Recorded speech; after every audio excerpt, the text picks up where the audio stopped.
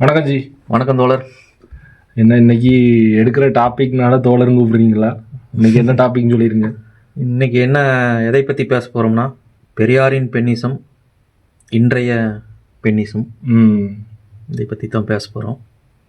பெரியார் எதிர்பார்த்த, பெரியார் காண விரும்பிய பெண்ணிசம் எவ்வாறு இருக்க வேண்டும் என்று எதிர்பார்த்தார். இப்போ நடைமுறையில் இருக்கிற பெண்ணிசம் எப்படி இருக்குது, எப்படி செயல்படுது அப்படிங்கிறத பற்றி பேசுகிறோம். அவரு பெரியார் நினைச்ச பெண்ணியமும் பெண்ணிசமும் அது வந்து எப்படி இருக்கணும் அப்படின்னு நினைச்சாருன்னா, ஒரு ஈக்குவாலிட்டி, அதாவது ஆணும் பெண்ணும் சமம், ஆண் வந்து பெண்ணை வந்து அடிமையை நினைக்க கூடாது அப்படிங்கிறது தான் அவரு நினைச்ச அந்த பெண்ணியம். அதாவது ஆணும் பெண்ணும் சமம் தான் அவரு ட்ரீட் பண்ணணும், அவ வந்து உனக்கு அடிமை கிடையாது அப்படின்னு அவர் பார்க்க சொன்னாரு. பெண் சுதந்திரம் எதனால ஏற்படும்னா, பெண்ணுக்கு உரிய கல்வி கொடுக்கணும். ஆமா, பெண்ணுக்கு சொத்துல சரிசமமான ஒரு பங்கை கொடுக்கணும். இதனால வந்து சரிசமமான வாழ்க்கை வாழ்வாதாரம் சரிசமமா பேலன்ஸ்டா இருக்கும் ஆணுக்கும் பெண்ணுக்குங்கிற அடிப்படையில் அவருடைய சித்தாந்தத்தை முன்னெடுத்து சென்றார். ஷார்ட்டா சொல்லணும்னா, கல்வி கொடுக்கணும் அவங்களுக்கு, சமமான கல்வி, கண்டிப்பா சமமான சொத்துரிமை, அடுத்தது அவ உனக்கு ஈக்குவல் அப்படின்னு ட்ரீட் பண்ணு, அவங்கள வந்து உனக்கு சமமாவே, இது ரெண்டும் கிடைஞ்சாவே ஈக்குவாலிட்டி வந்துரும் அப்படிங்கிற ஒரு எண்ணத்துல அவரு சொன்னது. ஆனா இப்போ அப்படி இருக்கா ஜி? பெண்களுக்கு கல்வி கொடுத்தாச்சு, சொத்து உரிமையில கொடுத்துட்டு தான் இருக்கிறாங்க. பார்த்தீங்கன்னா பெண்கள் வந்து என்ன நினச்சிக்கிறாங்கன்னா, இப்போ இருக்கிற பெண்ணியம் என்னன்னு நினச்சிக்கிறாங்கன்னா, ஆண்கள் வந்து பெண்களுக்கு அடங்கி போனால் தான் சரி உரிமை அப்படின்னு நினச்சிக்கிறாங்க. ஒரு தவறான புரிதல். அது என்னன்னா, முன்னாடி வந்து ஆண் என்ன பண்ணிட்டு இருந்தானோ இப்ப அத வந்து பெண்கள் கையில எடுத்த மாதிரி ஆயிட்டு. ஒரு 50% அது கையில எடுத்துட்டாங்க அவங்க. அத வந்து நான் உனக்கு சமம்ங்கிற ஸ்டேஜை தாண்டி நான் உனக்கு மேல அப்படிங்கிற ஸ்டேஜுக்கு அவங்க போக ஆரம்பிச்சிட்டாங்க. ஸோ அதுதான் இப்ப இருக்கிற சூழ்நிலையில எனக்கு தெரிய வருது. உங்களோட கருத்து என்ன அதுல? நானும் அதுல உடன்படுறேன். அதாவது வந்து பெண்களுக்கு கல்வி கொடுக்குறோம், கல்வி கொடுத்த பிற்பாடு அவளுக்கு வந்து தகுந்த வேலை கிடைக்குது, அவ்வளவுதான். இந்த ரெண்டும் கிடைச்சாவே ஆண் பெண் சமம். ஆணுமே போய் வேலையில வந்து சம்பாதிக்கிறாங்க, பெண்களும் வேலைக்கு சென்று சம்பாத்தியம் பண்றாங்க. இது பேலன்ஸ்டான இது. எந்த இடத்துல வந்து பேலன்ஸ் வந்து குறையுதுன்னா, இப்ப பெண் வந்து ஆணை வந்து தனக்கு அடங்கி இருக்கணும், நான் சம்பாதிக்கிறேன்ல நீ அடங்கித்தான் இருக்கணும், நான் கல்வி எனக்கு இருக்குது இல்லையா, நீங்க எனக்கு கீழே தான் இருக்கணும் அப்படின்னு நான் அனைத்து பெண்களையும் நம்ம சொல்ல இல்ல இல்ல இல்ல நம்ம எல்லாரையுமே சொல்ல முடியாது. ஏன்னா இன்னுமே அந்த பழைய சித்தாந்தத்துல புருஷன் தான் எல்லான்னு இருக்கிற பெண்களும் இப்பவும் இருக்காங்க. புருஷன்ட்ட கேட்டுட்டு தான் எதையும் பண்ணுவோம்னு நினைக்கிற பெண்களும் இருக்காங்க. புருஷன்ட்ட எதையும் மறைக்க கூடாது, அவர்கிட்ட கேட்டுதான் இருக்கணும். அது வந்து அடிமைத்தனம் இல்ல, அவர்கிட்ட ஒரு வார்த்தை சொல்லிக்கலாம், அவர்கிட்ட கேட்டு பண்றது கரெக்ட் அப்படின்னு சுயமா முடிவெடுத்தாலும் அதை ஒரு கன்சல்ட் பண்ணிட்டு அதை இம்ப்ளிமெண்ட் பண்ற ஆட்களும் நிறைய இருக்காங்க. ஸோ ஆனா அது வந்து நான் எடுக்கிற முடிவுதான் சரி, அதை மட்டும்தான் பண்ணணும்னு நிறைய பேர் இருக்காங்க. அதை மட்டும் தான் பண்ணணும், அதை தான் நான் பண்ணுவேன்னு நினைக்கிறவங்க நிறைய பேர் இருக்காங்க. ஸோ அதுதான் அந்த இதுக்குள்ள டிஃப்ரென்ஸ். ஏன்னா இப்படியும் பெண்கள் இருக்காங்க, ஆனா அப்படியும் பெண்கள் இருக்காங்க.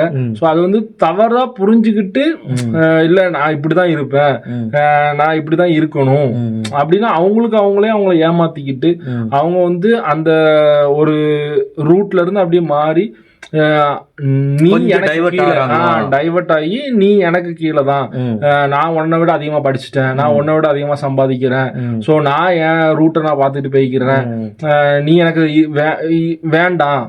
சில பேர் என்ன பண்ணுவாங்கன்னா, உன் துணை இல்லாமே நான் என்னால வாழ முடியும், நான் இண்டிபெண்டா இருப்பேன் அப்படிங்கிற மாதிரி இப்ப நிறைய டைவர்ஷன் நடக்க ஆரம்பிச்சுட்டு அப்படியே டைவர்ட் ஆகி ஒரு வேற திசையை நோக்கி இந்த சமுதாயம் போறதா நான் பாக்குறேன். அது எப்படி நீங்க? கண்டிப்பாங்க. இப்போ வந்து பார்த்தீங்கன்னா, பெரியார் வந்து எதுக்கு பெண்களுக்கு கல்வி உரிமை, சொத்துல சரிசமம் இதெல்லாம் எதுக்கு சொன்னார்னா, இப்போ வந்து பார்த்தீங்கன்னா வீட்டில் ஏதோ ஒரு ஆண்னால அவன்னா தந்தையா இருக்கலாம், கணவனா இருக்கலாம், மகனா இருக்கலாம். இப்போ அவினால வந்து முடியாத பட்சத்துல வந்து இவள் கல்வி அறிவு இருந்தா அந்த கல்வி அறிவை வைத்துக்கொண்டு அடுத்த ஸ்டெப்புக்கு அந்த குடும்பத்தை எடுத்துட்டு போக முடியும். ஸோ இந்த கருத்தில் எல்லாம் கொண்டுதான் அவரு எல்லாத்துக்கும் சரி உரிமை அப்படின்னு சொன்னாங்க. ஆனா இப்ப இருக்கிற என்ன நினைக்கிறாங்கன்னா, அதாவது வந்து சூழ்நிலைக்கு தகுந்த மாதிரி அவையா செயல்படணும். இப்ப வந்து நம்ம வேலைக்கு போற இடத்துல எப்படி உடைய அணிஞ்சிட்டு போறோமோ அதே மாதிரி நம்ம ஆலயங்களுக்கு போக முடியாது. ஆலயங்களுக்கு போற மாதிரியே வந்து கல்யாணத்துக்கு போக முடியாது. கல்யாணத்துக்கு போற மாதிரியே வந்து வேலைக்கு போக முடியாது. அதெல்லாம் வந்து நம்மளுக்கு பொது அறிவு. அது என்னன்னா அது தப்பா புரிஞ்சுக்கிறாங்க. என் ஆடை நான் சுதந்திரம், என்னோட ஆடை என் சுதந்திரம், அதாவது நான் எங்க போனாலும் எனக்கு பிடிச்ச மாதிரி தான் போவேன் அப்படிங்கிற மாதிரி சில பேர் இருக்காங்க. ஆனா அப்படி கிடையாது. நீ ஒரு இடத்துக்கு போற அப்படின்னா அந்த இடத்துக்கு தகுந்தாப்புல நீ போ. இப்போ நம்மளே இருக்கிறோம், ஆபீஸ்க்கு வந்து லுங்கி கட்டிட்டு வீட்டில் இருக்க மாதிரி லுங்கி கட்டிட்டு வந்து ஆபீஸ்க்கு வர முடியுமா? ஸோ அப்புறம் கோயிலுக்கு போகும்போது நான் ஷார்ட்ஸோடையோ இல்ல ஒரு லுங்கியோடயோ போக முடியுமா? எந்த இடத்துக்கு போற மாதிரி திருமண வைபவங்கள்ல வந்து பாத்தீங்கன்னா அங்க டவுசரோட போக முடியுமா நம்ம? ஸோ அங்க எந்த இடத்துக்கு போறோமோ அதுக்கு தக்க ட்ரெஸ் போட்டு போகணும். நீங்க வந்து இப்படிதான் ட்ரெஸ் போடணும்னு யாரும் சொல்லல. சூழ்நிலை தகுந்தவாறு. ஆமா, நீ ஒரு இடத்துக்கு போற, அங்க உள்ளவங்க இப்ப ஒரு கோயிலுக்கு போறோம், தரிசனத்துக்கு போறோம், சாமியை பார்க்கும்போது பயபக்தியா ஒரு நல்ல ட்ரெஸ் போட்டு போறது நல்லது. ஸோ அந்த இடத்துக்கு தகுந்தாப்புல நீங்க போடுங்க தான் நான் சொல்றேன் ஒழிய இல்ல நான் இப்படிதான் போடுவேன் அப்படின்னு இல்லை. நீங்க அது எந்த இடத்துக்கு போடணுமோ அந்த இடத்துக்கு நீங்க அப்படி போட்டு போங்க. இப்போ நீங்க போறது பப்புக்கு போறீங்க இல்ல எங்கேயோ போறீங்க, ஒரு பார்ட்டிஸ்க்கு போறீங்க ஃப்ரெண்ட்ஸு கூட அப்படின்னா அங்க நீங்க போட்டு போங்க, அது பிரச்சனையே கிடையாது. ஏன்னா அது அதுக்கான இடம். அந்த இடத்துக்கு நீங்க அந்த ட்ரெஸ் அப்ப அங்க அதுதான் போட்டு போக முடியும். தோழர், இது மாதிரி பெண் சுதந்திரம்ங்கிற அடிப்படையில இப்ப வந்து பாத்தீங்கன்னா குடும்பங்கள்ல வந்து எந்த மாதிரி பிரச்சனைகள் வருது பாத்தீங்கன்னா, பல நீதிமன்றங்கள்ல பாத்தீங்கன்னா பெரும்பாலும் அது விவாகரத்துல தான் நிறைய முடியுது.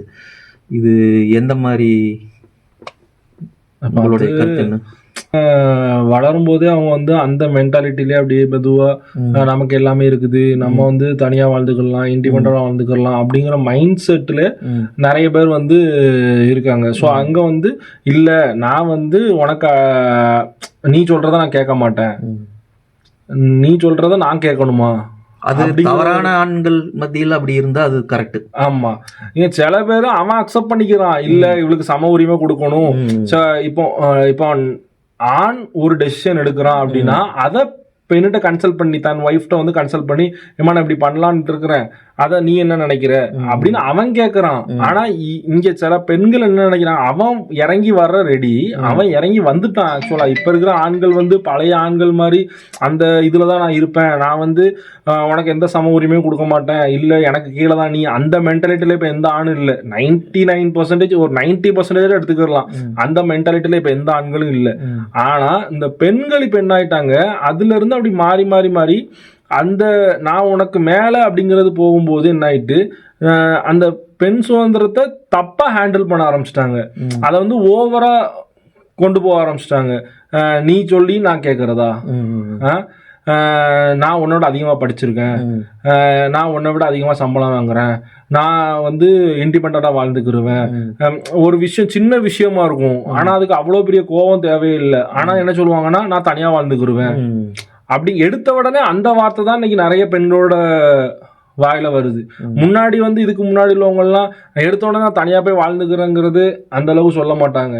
ஸோ இப்போ உள்ள பிள்ளைங்க வந்து சம்பாதிக்க ஆரம்பிச்சிட்டோம், நம்ம நிறைய படிச்சிருக்கோம், எங்க போனாலும் நம்ம வாழ்ந்துக்கிறலாம் அப்படிங்கிற ஒரு இது வரும்போது அவங்கள அறியாமலேயே நம்ம தனியா வாழ்ந்துக்கிறலாம், யாரோட துணையும் நம்மளுக்கு தேவையில்லை அப்படிங்கிற மென்டாலிட்டி வந்து இப்போ ஜாஸ்தியா வர ஆரம்பிச்சிட்டு. எதுக்கு கல்வி அறிவு, வேலை வாய்ப்புல உரிமை, என்ன எதுக்கு பண்ண வேணும்னு சொல்கிறாங்கன்னா, ஒரு சேலஞ்சஸான லைஃப்பை இதாகிற போது, சிக்கலில் மாற்றுற போதோ இல்லை வந்து அவங்களுக்கு பெருந்தொந்தரவு துயரங்கள் ஏற்படும் போதோ இதையெல்லாம் கல்வியும் வேலையும் வைத்துக்கொண்டு அணுக வேணுங்கிற எண்ணத்தில் தான் வந்து இருந்தாங்க. இப்போ வந்து அதையவே வந்து கொஞ்சம் யூஸ் பண்ணி ஆண்கள் மத்தியில் வந்து கணவன் மத்தியிலேயே வந்து கொஞ்சம் இது பண்ணுறது வருத்தமாக தான் இருக்குது.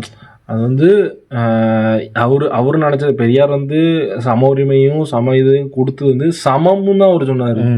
இவங்க என்ன செஞ்சிட்டாங்க, சமம் இருக்கிறத அவன் வந்து எனக்கு எல்லாமே கிடைச்சிட்டு அப்ப நீ எனக்கு தேவையே இல்லை, எல்லாமே எனக்கு கிடைச்சிட்டு என்கிட்ட தான் எல்லாமே இருக்குது, அப்ப எதுக்கு நான் எனக்கு நீ தேவை அப்படிங்கிற மென்டாலிட்டி. சமமா இருந்தா 2 பேருமே சேர்ந்து வளரலாம், வளர்ந்து ஒரு நல்ல லைஃப் லீட் பண்ணலாம், அடுத்த ஜெனரேஷனை அடுத்த கட்டத்துக்கு எவல்யூஷன் நோக்கி கொண்டு போகலாம். பெட்டரா இங்க என்ன ஆகுதுன்னா, அது எப்படி நீ சொல்றத நான் கேட்கறது, அதை நீ சொல்லி நான் கேட்கணுமா? இல்ல, நம்ம வந்து இப்போ ஒரு விஷயம் ஒரு குடும்பத்துக்குள்ள ஒண்ணு நடக்குது, ஒரு ஹஸ்பண்ட் அண்ட் ஒய்ஃப்குள்ள ஒண்ணு நடக்குதுன்னா, ஒரு நெக்ஸ்ட் ஒரு டெசிஷன் எடுக்கணும் அப்படின்னா 2 பேரும் கன்சல்ட் பண்ணி எடுக்கிறது தான் பெட்டரு. கண்டிப்பா. ஏன்னா அந்த 2மே வந்து ஒரு பேக் ஃபயர் ஆகும்போது, ஒரு டெசிஷன் எடுக்கிறோம் அது தப்பாக முடியும் போது அந்த 2 பேரையுமே அஃபெக்ட் பண்ணும். அந்த டெசிஷன் எடுத்து நடக்கிற விஷயம் 2 பேரும் அஃபெக்ட் பண்ணும். அப்படிங்கும்போது 2 பேரும் கன்சல்ட் பண்ணி இதை பண்ணலாமா பண்ண வேண்டாமா அப்படின்னு தான் கன்சல்ட் பண்ணி எடுக்கிறோம். ஆனால் இங்கே என்ன பண்ணுறாங்க அப்படின்னா, இல்லை நீ சொல்லி நான் கேட்கணுமா, நானே இந்த டெசிஷன் எடுத்துக்கிறேன், நானே பண்ணிக்கிறேன், எல்லாமே நானேன்னு போகும்போது அது வந்து டோட்டலாக அப்படி சேஞ்ச் ஆகுது, பேலன்ஸ்டாக எல்லாம். அந்த இண்டிபெண்ட் அந்த ஃப்ரீடமை அவங்க தப்பா புரிஞ்சுக்கிட்டு தப்பா யூஸ் பண்றாங்க. எந்த ஒரு மீடியம்னால ரொம்ப இன்ஃப்ளூயன்ஸ் ஆகி அவங்க அந்த பெண்ணியத்தை வந்து தவறா புரிஞ்சுக்கிறாங்க. அவையில ரொம்ப இன்ஃப்ளூயன்ஸ் பண்றதுன்னு பாத்தீங்கன்னா இந்த சினிமா, மீடியா, இதெல்லாம் வந்து எப்படின்னா தவறுதலா இன்ஃப்ளூயன்ஸ் ஆகிறது வந்து சினிமா ஒரு பெரிய பங்கு.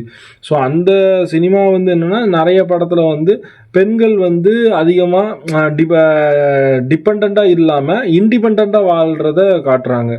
ஸோ இப்போ பழைய மூவிஸ்லாம் எடுத்திங்கன்னா